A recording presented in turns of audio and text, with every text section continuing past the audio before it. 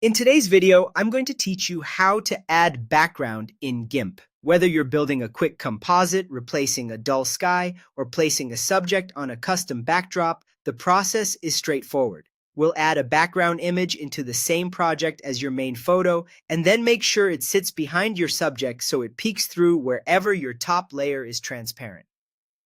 Start by opening your main image in GIMP. This is the photo or graphic you want in front, like a portrait, product shot, or logo. Launch GIMP and open the file so it fills the canvas.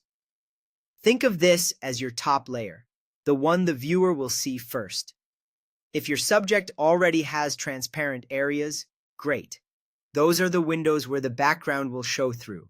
If it's a full rectangle with no transparency, you'll still be able to place a background, but it won't be visible until you create transparency later. Next, bring in the background image as a new layer in the same project. Go to the File menu and choose Open as Layers. This is different from simply opening a file. Open as Layers stacks the selected image inside your current document, rather than launching it in a separate window. When the file browser appears, navigate to the photo or graphic you want as the background, select it, and confirm.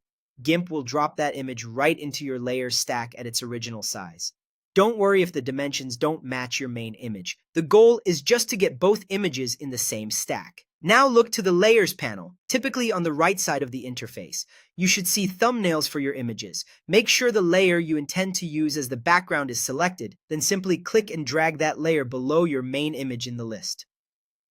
Layer order is crucial. Whatever sits on top hides what's underneath, except where the top layer is transparent.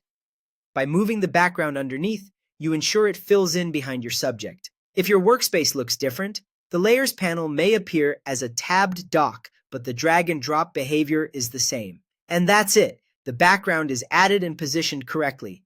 From here, you can evaluate how the images interact and decide if further adjustments are needed in your broader editing workflow.